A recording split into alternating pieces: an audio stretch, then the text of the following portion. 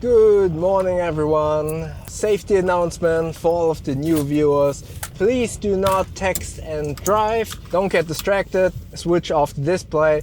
After I switched on my DJI Pocket 3, I put it into display off mode or into energy savings mode, so the display turns off automatically, or you can actually switch it around.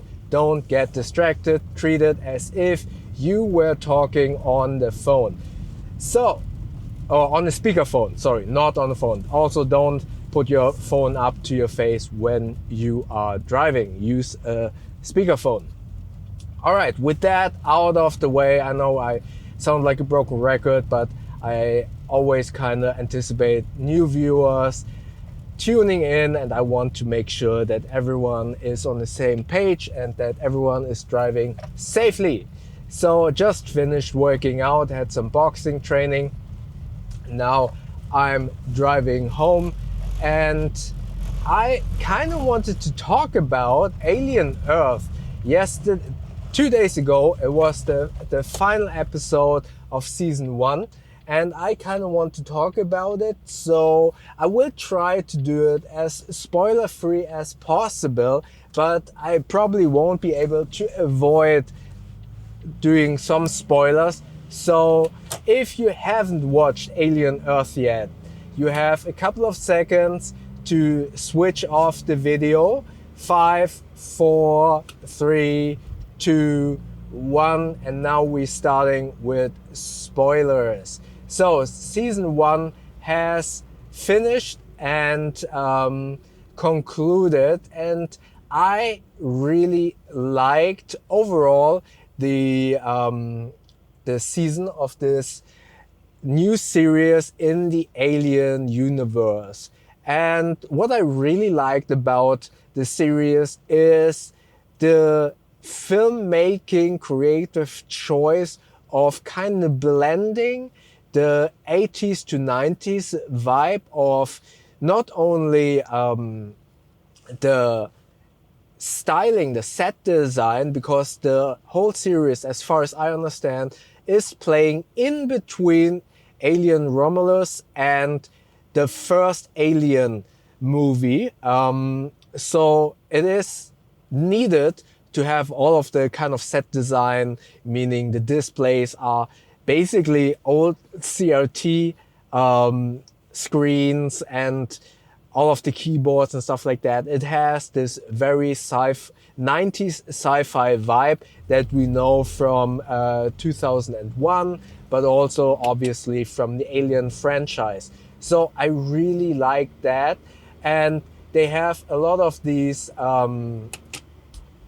stylistic filmmaking choices that are very reminiscent of the movie Blade Runner. So you have like superimposing dissolves where you can see the face of one of the protagonists on top of a different scene, which is a very old school method to do. And I really like that creative choice. It does look cool, yet it doesn't look kind of cheesy and cringe, because sometimes there is, with these types of editing methods, there is the potential it kind of appearing very cheesy, but they found a really good balance to utilize these very old school storytelling techniques combined with the old school, in air quotes, old school set design in a very refreshing new way, which I, as a filmmaker, like a lot.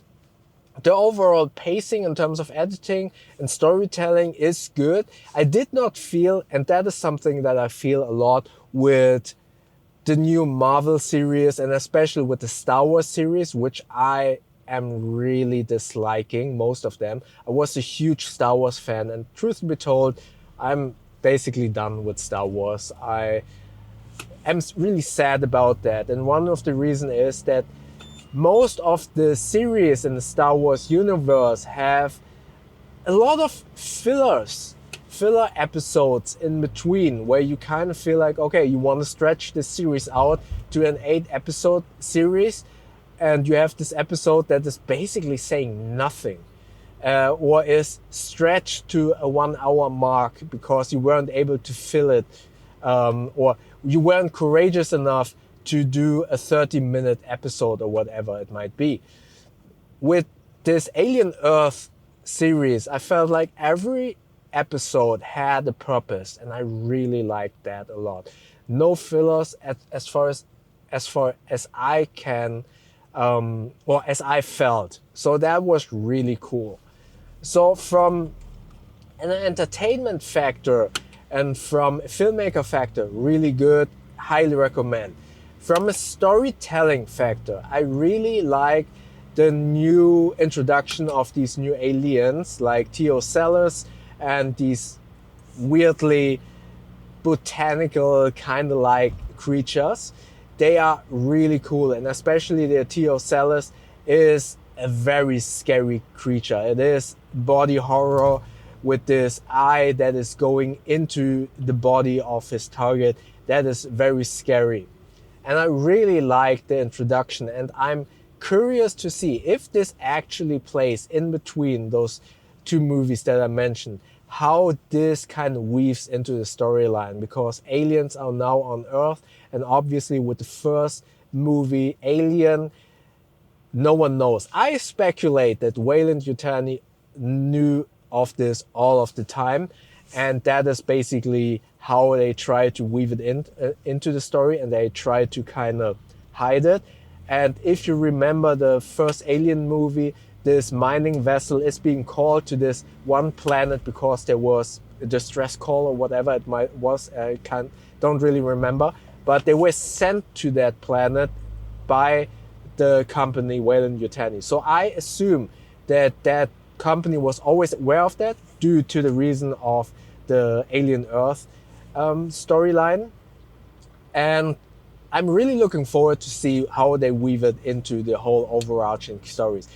So now, as I said, the alien creatures they introduced are scary. However, and this is my biggest complaint with the series, I think they kind of, how do you say it, petified or kind of made the actual threat of the whole franchise, the alien, they made a pet out of Alien. It's not scary at all. You see, the only scary factor is that this is a killing machine, but it's not scary. It is basically like a dog, like a pet dog, and seeing it in bright daylight and now it following the protagonist, yeah, I don't like that. I can see, I think it's a creative way, but I feel like it is taking a lot of the scary factor out of this creature. And once you watch this, it puts a different perspective in a way, not necessarily because I'm looking at all of the movies individually, but if you are watching this and now you kind of think, oh, you think of Alien as of a dog, and then you watch the Alien movie, it suddenly isn't as scary before because it feels like, oh, you play hide and seek with your dog inside the spaceship. So I kind of dislike that they are portraying this side of the alien. Don't really like that. I think it's creative, but yeah, I'm not a big fan, to be honest. Next up, I really, and now we're getting into spoiler territory. Honestly, I didn't want to do a spoiler, but I kind of have to, because the ending is a little bit disappointing, because it sets up, it's there, the last episode is there to set up the next seasons. I don't believe there will only be one more season. I believe they will kind of squeeze this into multiple seasons. Totally understandable, and I'm happy that we see more of that, but I'm kind of annoyed that we are left with a lot of cliffhangers, a lot of unanswered questions, and we have to wait probably for a whole year until those questions will be resolved. That's the name of the game. It's always like that, but sometimes I am annoyed. I kind of want stories to be resolved, which is basically why I prefer movies over series most of the time, because I just want the story to be kind of resolved in the end. So that was a little bit disappointing. Despite all of these negatives, oh, one more negative, I am not that happy with the protagonist, to be honest. I think I mentioned this in one of my other movie reviews. I'm sometimes annoyed when kids are the protagonists, and the kids are, I mean, they are kids, but I dislike when they make stupid kid mistakes. And it is understandable because they're kids, but it makes the story a little bit, from a storytelling perspective, it feels lazy. So, because you can always rely on, oh, okay, that kid made the mistake, so that is why we are now in this and this situation, and that is why something is going totally wrong. And I think that is very lazy, because, and very boring, because you can just rely on, okay, it's a kid and makes a mistake, and then it gets boring. And this does happen in this story also a little bit, and they kind of have then other things to kind of make up for that in air quotes mistake in terms of storytelling, but yeah, it kind of annoys me. Don't forget, all of the protagonists are in adult bodies, but there are essentially children inside those bodies. Therefore, they act as children and they make those childish mistakes. So that is a little bit annoying. So despite all of these negatives, I do feel it is a high recommendation from my side to watch this series. It is very entertaining. I like it from a filmmaker's perspective. I do like all of the new story arcs that are being introduced, and I'm really looking forward to see how these storylines will resolve. I'm annoyed that I have to wait probably a year for this to kind of be resolved, but let's see.